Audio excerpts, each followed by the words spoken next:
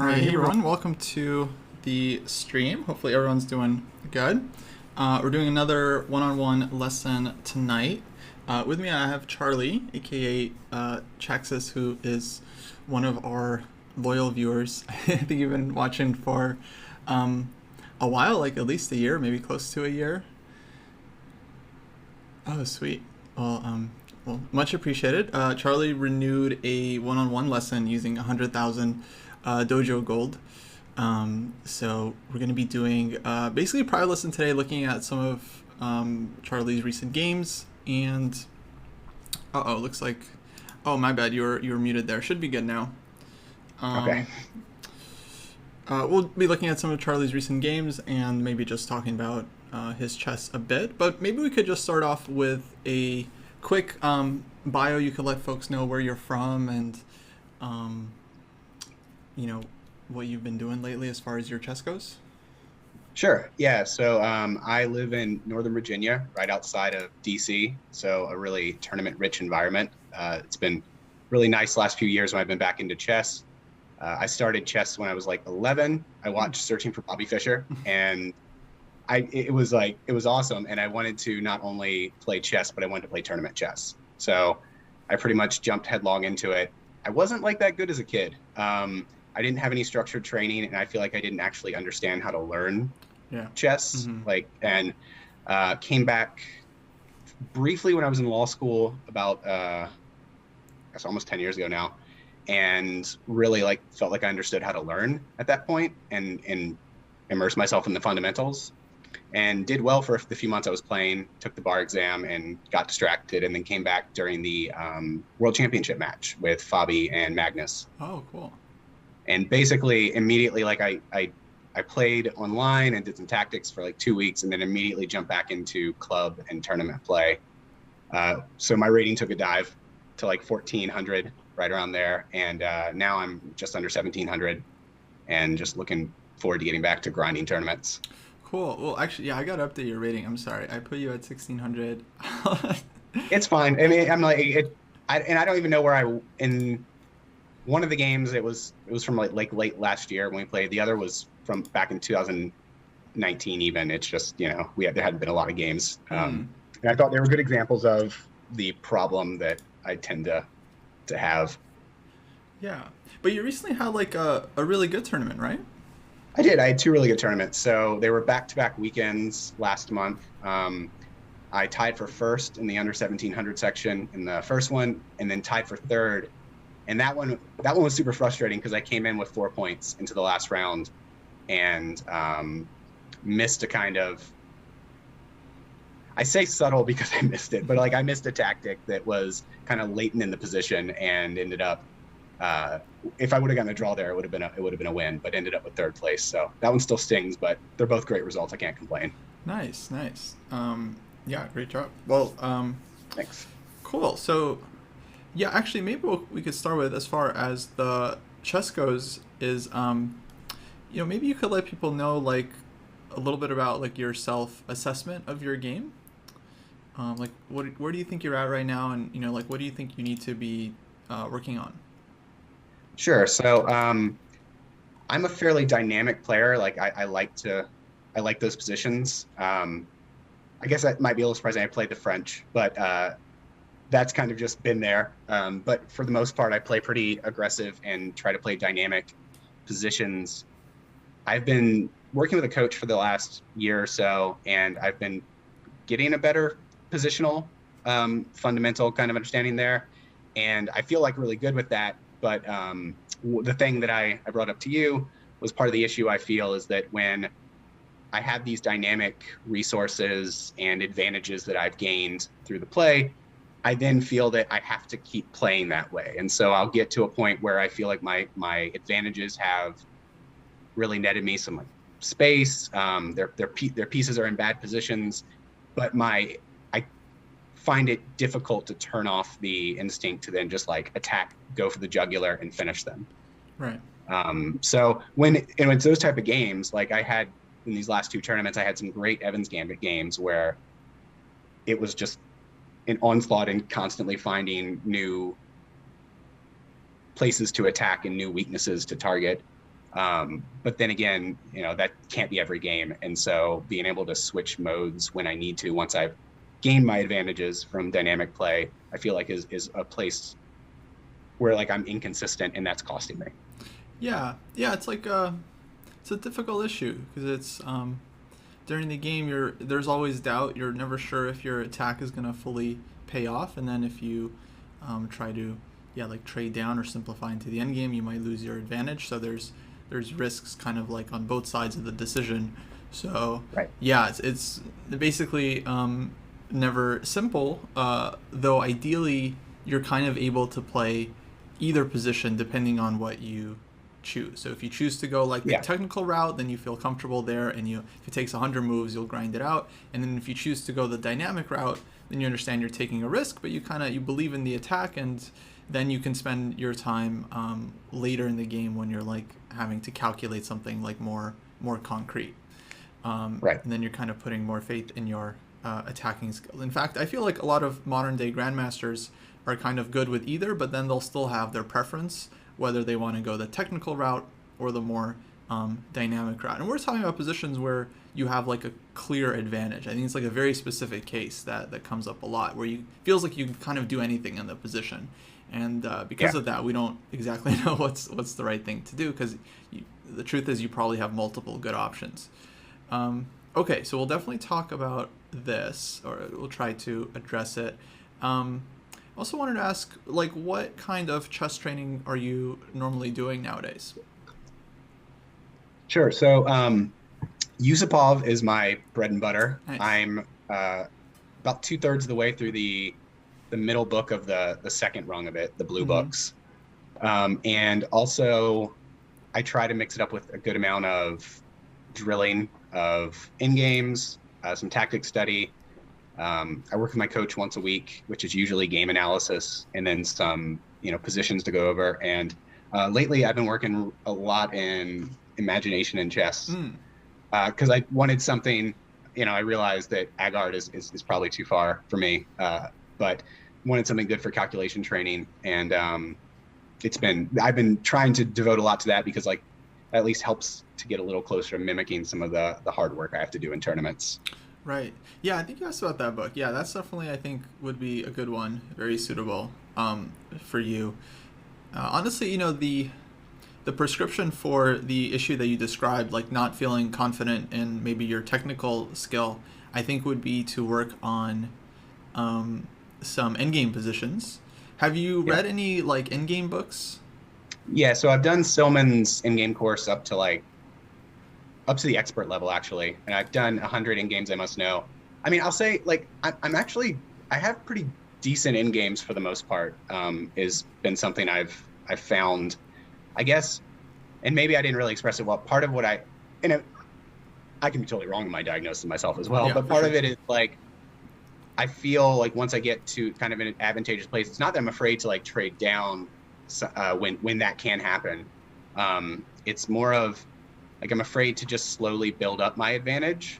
And I don't know, when I was watching the speed run, it helped a lot actually, because there would be times when you're talking about, well, I could do this and I could do that, and this might be an idea later, but it's not working now, so let's just put a piece on a good square.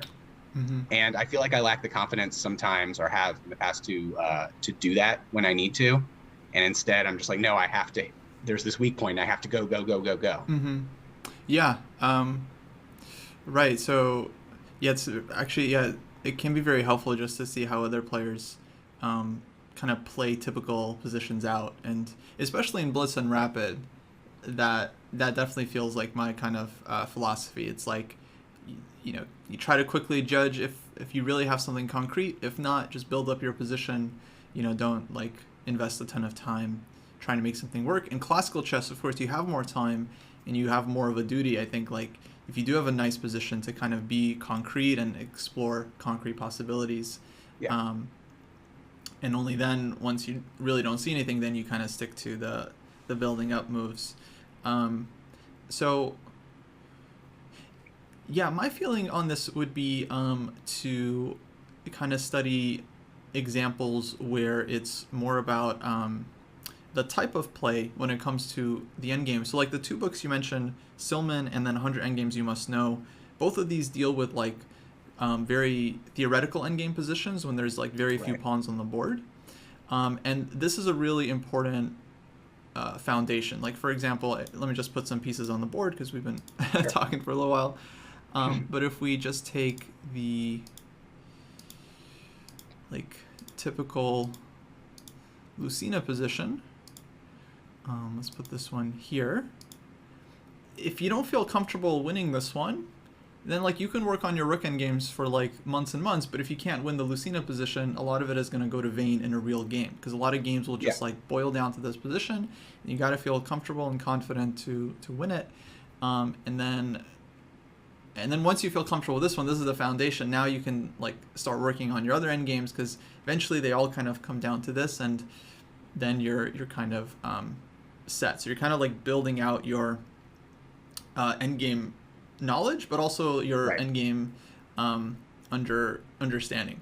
So a couple Yeah. of books in this respect that I think are really really great are Endgame Strategy by Shereshevsky, which we mention a lot, because this one Mhm. focuses on positions that are not theoretical, positions with like more pieces on the board, and the book kind of talks about just how to play these positions in kind of like a quiet manner.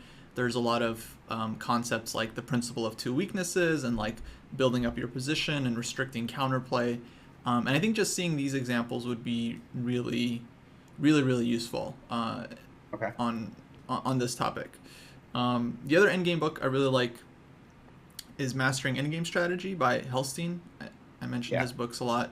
And then yeah, that one again has a lot of examples that are not theoretical like this one, but just practical, coming from real games and just showing like how good endgame decisions are made. And I Okay. think if you like go through a lot of that material, then you'll feel much more comfortable playing these kinds of positions where yeah, you can just afford to take it slowly, and you know exactly like even though you're playing the position slowly, you still feel like you're in total control and you have like great winning chances, you know, the whole way through. It's just Yeah. much Yeah. That slower makes sense. pace of a game. Cool. So yeah, usually I give like the diagnosis at the end, but I feel like that's just what I'm gonna suggest later anyway. So Okay. Yeah. Yeah. yeah, might as well get that out of the way. Anyway, with that, let's maybe go through some of your games and we'll kind of talk about this thing. Actually, the first one I want to start with um, is your game against Neil. So this is from 2019, I guess. Yeah. This was, yeah, I think the end of the year there, August or so. Okay, so this is a little while ago, but it does kind of demonstrate I think the problem that you laid out, because you got really really like good position out of the opening, and then of course the game went sour. Yeah. So let me ask you. I mean, now you've had some time away from this game. At what point do you think you should have kind of adjusted your play, and what would you do differently now? Um, yeah, that's a good question. I feel like probably it was moves earlier than this. I mean, I think it's still fine here, but I kept trying to here push, I think, an attack that wasn't there. Like the fact of the matter, his pieces were very restricted and getting in each other's way. And I could have started a few moves back instead of kind of maneuvering my queen over Mm-hmm. and trying everything there to, for instance, get my bishop developed and start looking to position my pieces a little differently. Like I was trying to make something happen very hard with a pawn break over here on the king side, and that led me to just kind of ignore what's happening over here on the queen side, and I could have set that up better to be defendable. Yeah. Well, you can move through the game. Maybe you can choose a moment where Yeah. you feel like. I mean, I think honestly, I think when I played knight b5 here, I was already kind of barking up the wrong tree. Um, maybe I'm wrong about that, but I feel like I'm trying to maybe make something tactically happen over here in these squares, and to try to force him to make like a maybe a suboptimal move. But the fact of the matter is he's already pretty restricted. So I think at this point, I maybe want to do something to at least connect my rooks, or maybe try to lock up some of the queen side, so that he is then forced to make a decision himself. Right. Oh, so you're not a fan of your next move, knight g5 here. I mean, that's the first one that like I just at least I think part of it maybe is knowing my mentality of what I was trying to do is I just kept trying to make I was trying to make things happen that just weren't really there at this point, I feel. Mm-hmm. I mean, so yeah, we should say like your position is extremely good. Yeah. You're ahead in development. You have space. You have this d5 square. Long term, you kind of have like the better bishop. Black is way underdeveloped. So yeah, a lot of things going for you here. And this is the kind of position where I would imagine the engine says like 10 moves are like winning for white. You know, you could literally just Yeah. king h1, king f2, you're still winning. Yeah. So these positions are honestly very tricky. My feeling has always been that it's like,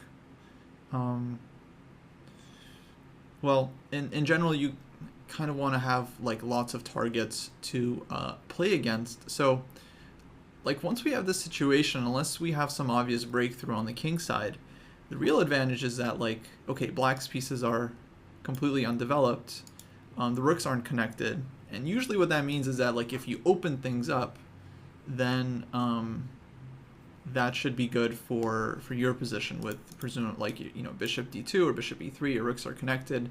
If all the Right. files open up, black's position theoretically should just kind of collapse. Okay. So, not that knight e5 is a bad move. I'd be really surprised if it was. It actually comes with a nice trick. Like if h6, I guess the idea was to take on f7. Yeah. Yeah, so that's cool. I mean, it's always nice if the Yeah. knight can't get kicked. Like it's not like black is an easy, like definitely can't play f6. So I think the move itself is certainly fine. And actually, I mean, my feeling was everything you did all the way here to me felt okay. And I think maybe, yeah, this was the moment actually that kind of stood out to me. Yeah. Because like black committed rook h7 already, which, okay, very strange move. But what that means is like now black is just like never castling, and this rook is never getting out of, out of the gate, right? So like Right. h4, it's kind of implying that you want to open up black's rook Yes. for him. Yeah. And so what do you think? What should white play instead? Maybe at this point, what would you do?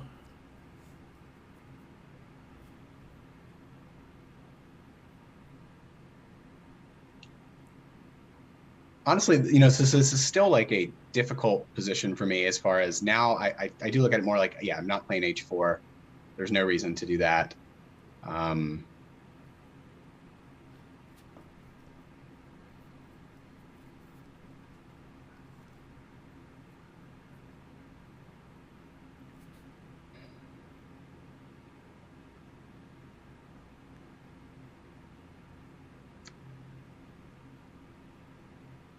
I feel like I might want to get my knight that is on e3 out of the way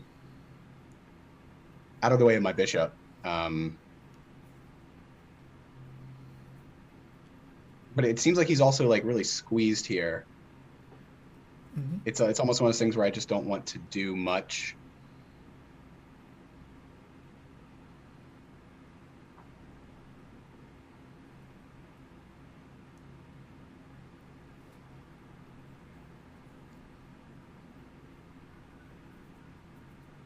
Yeah, I don't see any like obvious targets right now. I think maybe just connecting my rooks would be a solid way to proceed, and maybe looking in the future towards moving my king up and maybe getting my rooks over if I do eventually find it, makes sense to open up on the king side. Yeah. Yeah. So bishop d2 makes sense. chat suggesting like c3 as well, trying to maybe prepare d4, which I think also makes sense. Of course, e4 is hanging, Yeah. so we'd have to just prepare it, but it is very doable. Right. G5 certainly can be considered here without the h pawn. Yeah. But just strategically, the issue with it is that we're just kind of opening up black's rook for them, and it's Right. not exactly clear what white is getting out of this, unless we're just like concretely winning. So yeah, I'm definitely a big fan of flexible moves here. For me, this position just feels like, okay, we have our rooks connected, black does not.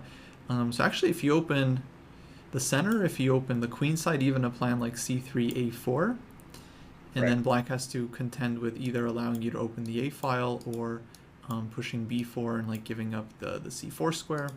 From there, you can continue like building up. Let's just say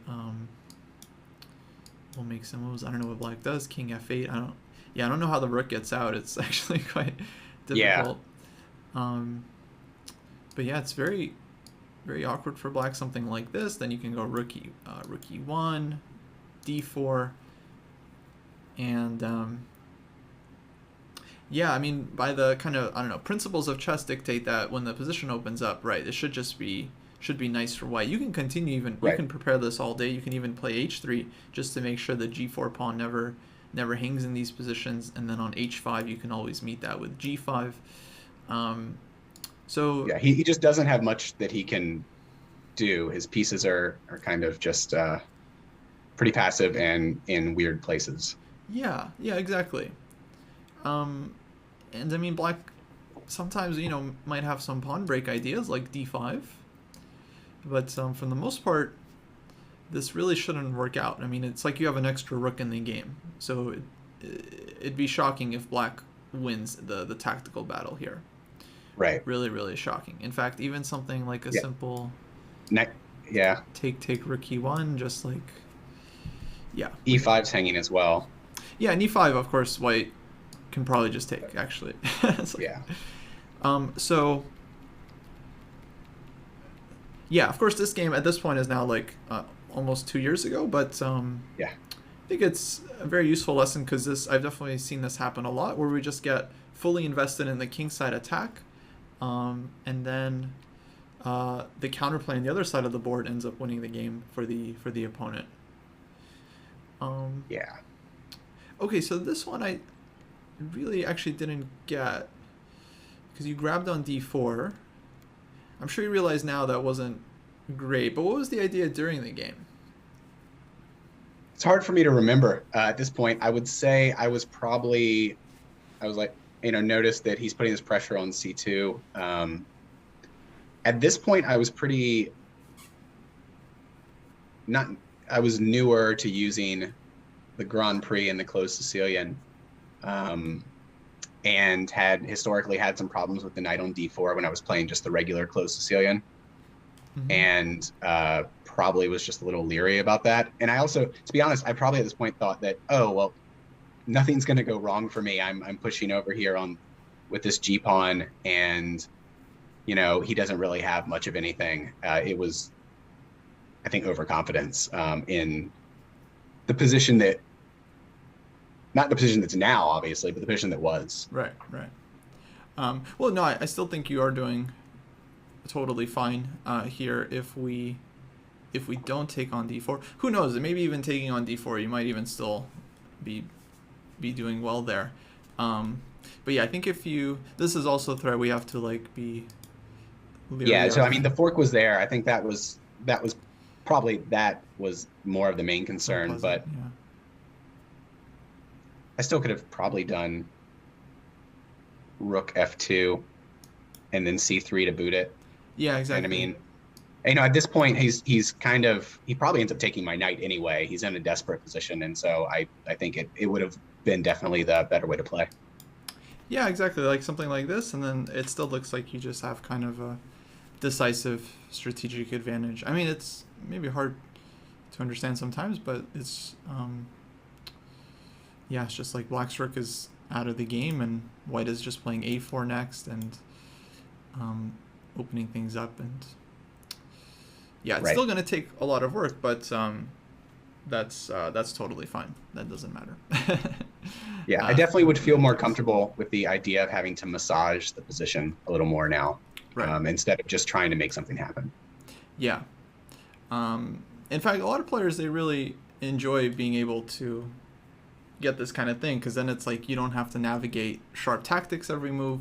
You're just kind of in control, and it's kind of this feeling like, well, as long as you play good moves, like you're probably going to win as long as you just keep building up your positions. It's kind of like Right. a nice way to proceed. And then I think, like, even here, after we give up this one, honestly, I'm not sure if I would even take black at this point, because still, even though black is up a pawn, the rook is still out of the game. So if we can Right. somehow get a rook to c1, still feels like kind of good for white, actually. So at this point, g5 probably feels like a mistake, because it kind of Yeah. just opens everything up for black. Yeah, it was a terrible idea. I felt it even in the moment.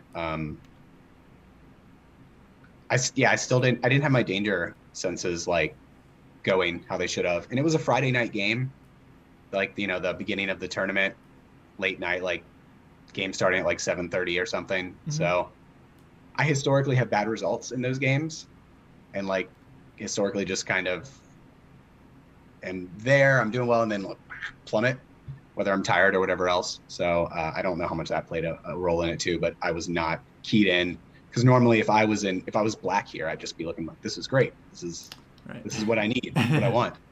Yeah, exactly. Hey, quick sec to appreciate Lafong for the raid. Thank you so much. Welcome.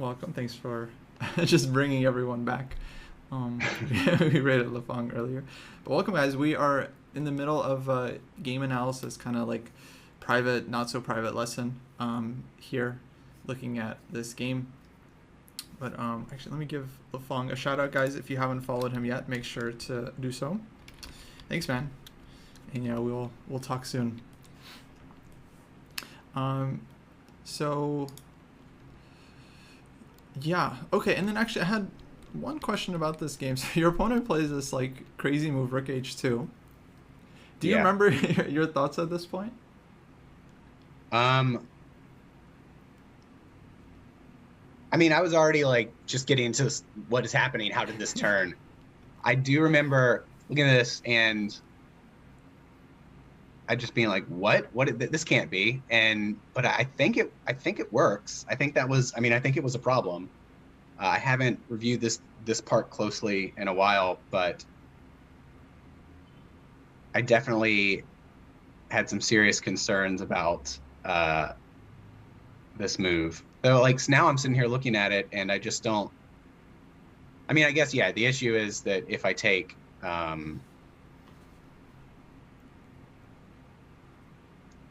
get, he's playing knight f6, Mm-hmm, right? And but really, at the end of the day, I do get two rooks for it. Mm-hmm. So that might have been the better route to go. Yeah, that's the main question: is how do you evaluate this position? Do you still think white is better, or do you think white is worse? Do you think equal? I think at this point, white has a much, like, strategically, certain aspects of the position look better. The pawn structure is pretty nice. He's going to have to move his knight, and then I can start to unwind my pieces a little bit. I would play into this position before I played into the position I played into in the game nowadays. Mm-hmm. I would be much more comfortable trying to make this work, because I'd want to get my, I can try to work on the H file, and there's the C file as well. There's stuff to work with here that I would feel comfortable trying to make work. Yeah, for sure. As far as the game goes, it's actually relevant whether white is like better or clearly better, because it's like, yeah, compared to the game, black ends up getting like some play, gets this check, which actually ends up even worse. Even worse, right? So So it's good that you would feel more comfortable going into this one nowadays because, yeah, my first feeling actually, I guess my evaluation would be is that if you're able to keep Black's queen under control, then again, strategically, you're basically winning. In general, like Yeah. the two rooks are going to outplay the queen as long as your king is reasonably safe and you don't have a ton of pawn weaknesses. So your closed Right. position, it's very difficult for Black's queen to actually attack anything like this d3 pawn. If you're taking this d file, it'll be really hard for the queen to get in. Black does have this idea to like break with d5, so I would still be kind of unclear on this position. Let's say knight h5, and then Black's next move is d5. Perhaps Black can still create some drama around White's king. Though, of course, at this point, I think we have to kind of recognize like, like things are kind of going wrong. Yeah. That position, this one seems like, again, kind of a technical grind where if you make the right moves, it feels like we should come out on top. Like let's just say knight f3, for example, just to get everything out. d5, bishop d2. My feeling here is that we're still in control as well. We have rook c1. We can think about a4 as well. If the pawn gets attacked, we have rook e1. So as long as we can keep stability, my feeling would be that White is better. Although I would be curious to see What the actual evaluation is. What the engine thinks. Yeah. Would bishop to d2 have been necessary before knight f3 so that he can't play queen a5? The main reason, not that like the queen belongs on a5, but if he plays queen a5, my bishop can't really get out because of the squares that are restricted by the pawns. I mean, I guess you have bishop d2 on queen a5 here. Oh, right, you do, because I put the knight on f3. Never mind. Yeah. So maybe it doesn't make huge difference. But actually, Engine was liking Black in this position. So maybe I'm just way off on this one. So I'm glad I coached it. I said if Black isn't able to create drama, apparently Black is. Actually, here queen c8 is a very unpleasant move right off the bat. So yeah, he's coming right in. Yeah, this is part of the problem with not having developed my bishop. That's why you develop your pieces, because when I have to get it off the back rank before I can swing my rook over, it's a problem. Yeah. Okay, so in that case, then yeah, basically we were already in trouble there. But okay, interesting position. I don't know, maybe it was worth trying anyway. But okay, so let's actually go to the other game. Sure.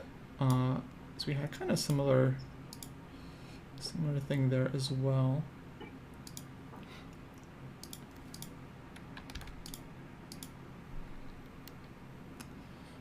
And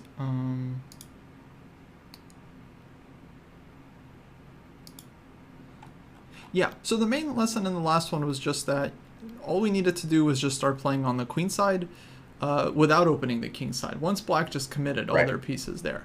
And this one I think was a little bit different story.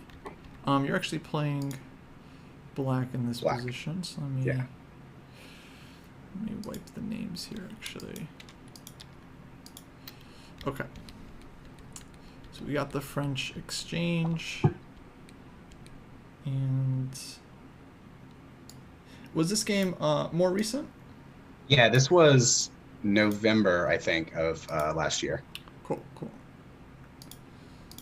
All right, so here, and then castle. So I actually really like the setup for Black as well when I was playing the French.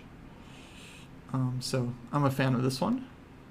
Yeah, I just started using it a few months back. Well, I mean, around this time. This was the second time I got to play it in a serious game.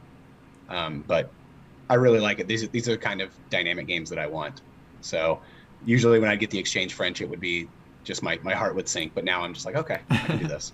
Yeah, no, I realize like this position is perfectly fun to play, especially against someone who kind of wants like a quiet, kind of dull position. So, yeah, and I think it actually worked out really nicely for you. In your notes, you say you're not sure about bishop f5. I think it's quite decent to trade off these bishops. So definitely the move makes sense from just strategic point of view. Knight f5, knight f1. Yeah, I thought you played this really well, g5. You take, not the only option, but it certainly makes sense. Yeah. Knight e7, also good, just the knight isn't doing much on c6, so on knight e7 you're covering this square. You can also bring the knight to g6 and f4. So rook e2, h5, h4. Yeah, basically this all went great. Yeah, this is the dream position from that opening. Besides just smashing through and checkmating him because he got careless. Yeah, exactly. And now, yeah, I guess we went for it too quickly with g3, Yeah.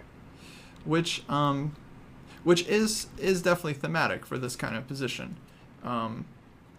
So there's nothing wrong with the move optically. It's just that it might be better to simply build it up first if it doesn't give you anything specific, because it does give away like the f3 square, for example. So it does come Right. at some price. So yeah, I know you analyzed the game a little bit.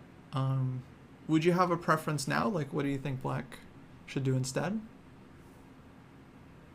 Yeah, so I mean, this is where I feel like the situations where I need to wait and just build up my pieces because his pieces are in terrible places and I've got that advantage. So here I'd probably want to probably play knight f5. Mm-hmm. Um, and I think I had the thought that he was going to play like knight e3, and then I was going to trade and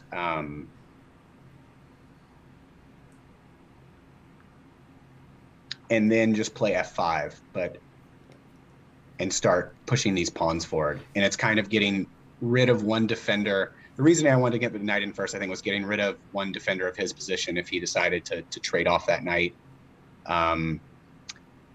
And then pushing my advantage. I think also probably f5 here instead of knight f5 would also be pretty good. Mm-hmm.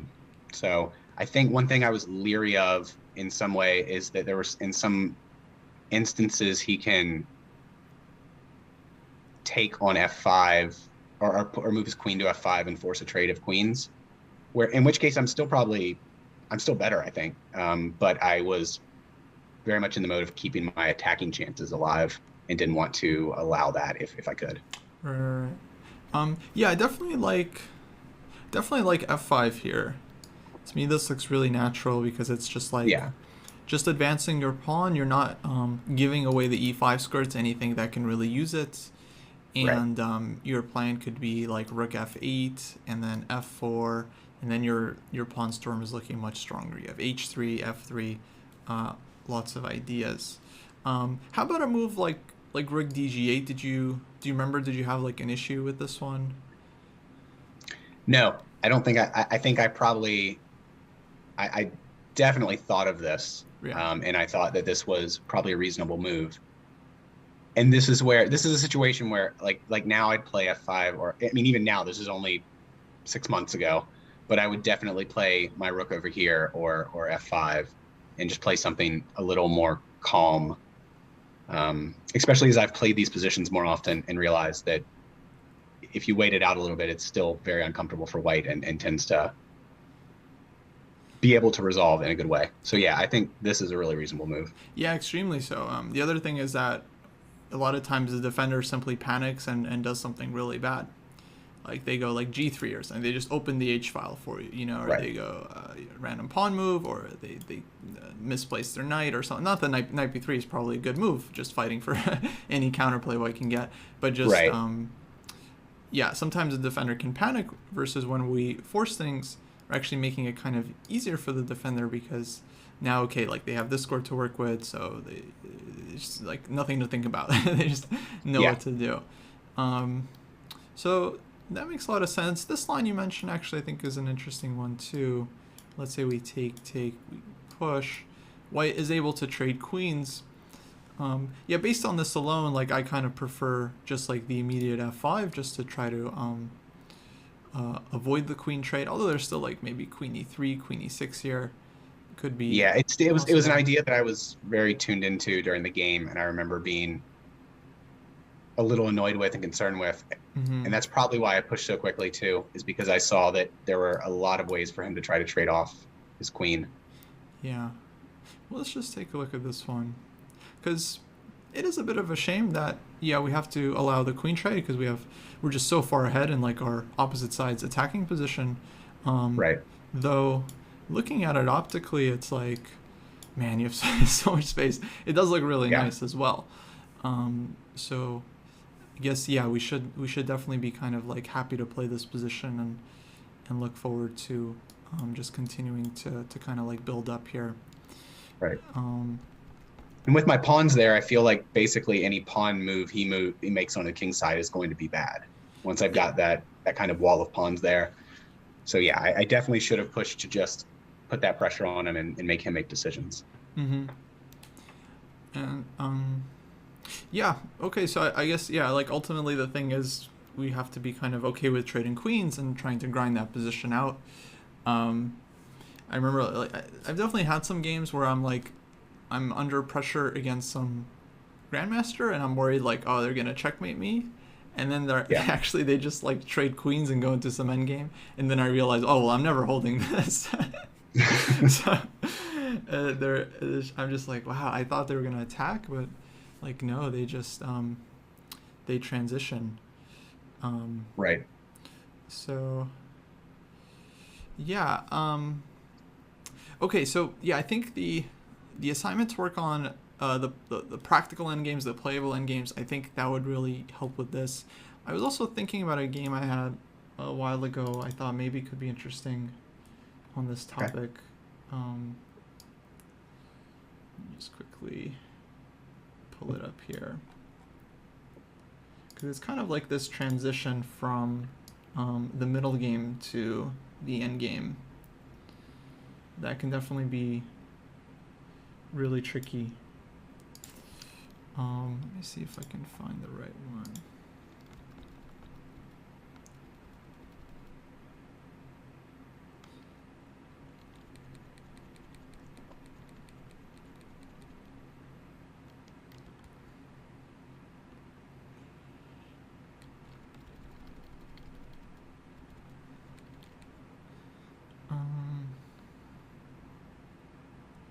Yeah, actually, I think maybe this is a good example. So this is a game I had. Looks like 2 years ago. Actually, in the National Open that I want to play in Okay. Yeah. Nice. in a couple of weeks. And so I had this position with black. Um, and so just quickly, yeah, take a look at what's happening here. We have kind of like a Benoni structure, d6, c5, Hmm. and material is equal, but black has kind of gone in this like key queenside break b5. So as far as Benoni goes, Benonis go, I think black is doing pretty well here already. And I should say earlier in this game, white had some issues with the king and actually had to go like king f2, king g1, had to castle by hand basically. So Okay. it was definitely feeling like the initiative was on my side. And I thought the decision I went for was pretty interesting. And I think quite good. So I played the move knight g4 here.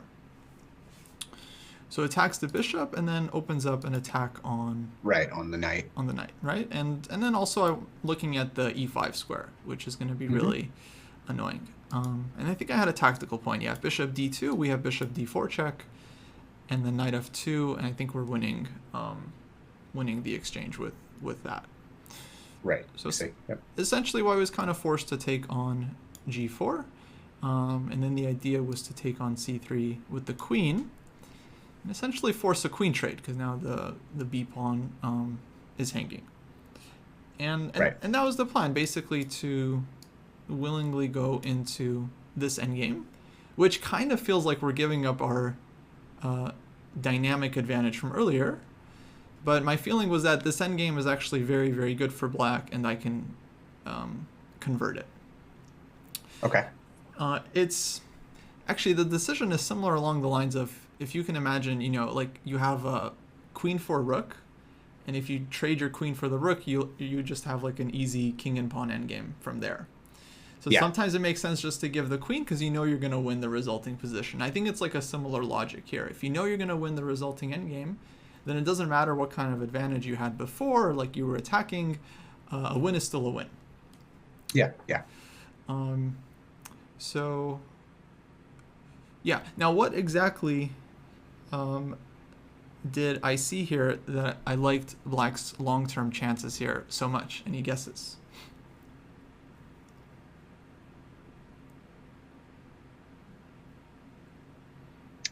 I mean, he's got this pawn on e4 that seems to be a weakness. The pawn on b3 is obviously a weakness. I don't think he can protect all of those sufficiently, and because you've got the open file and the half open file you can try to take advantage of. Okay, so that's absolutely part of it. The fact that we got white to go f takes g4 is incredible, fantastic, because now, yeah, this e-pawn is a huge target. Second big reason, actually, Twitch chat got this one, Coder Future, nice job. Black has the potential to make an outside pass pawn with this like 2 versus 1.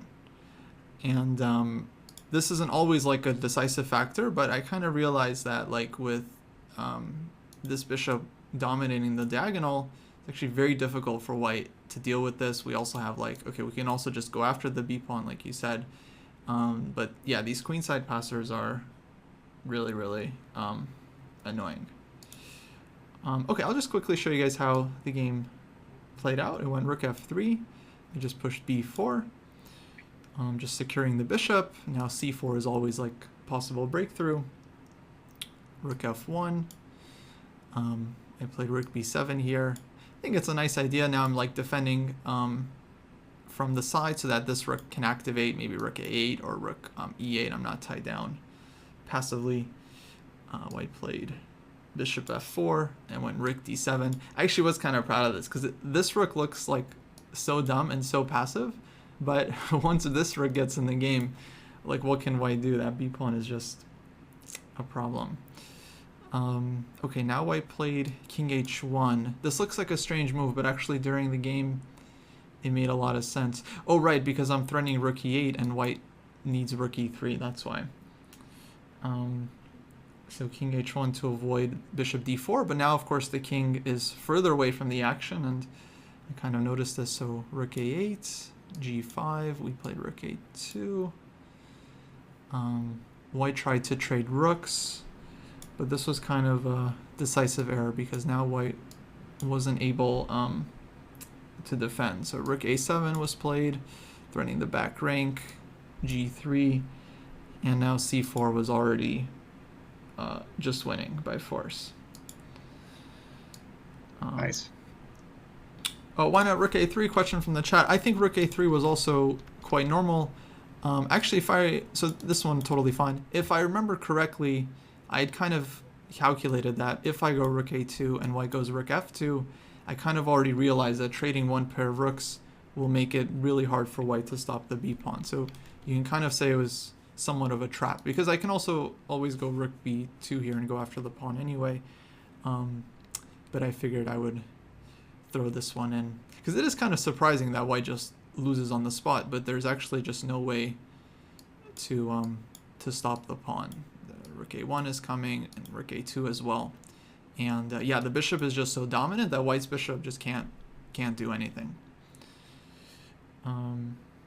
So yeah, this one was basically over very quickly. Bishop takes d6, rook a2, and then yeah, the pawn couldn't be stopped.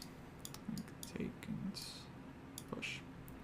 So yeah, just like simple example, but I don't know, it's kind of reminded based on our conversation how like I definitely felt during the game, you know, I was looking for dynamic chances. Then I realized actually, wait, endgame is pretty comfortable. Let's just go here and try to grind it out.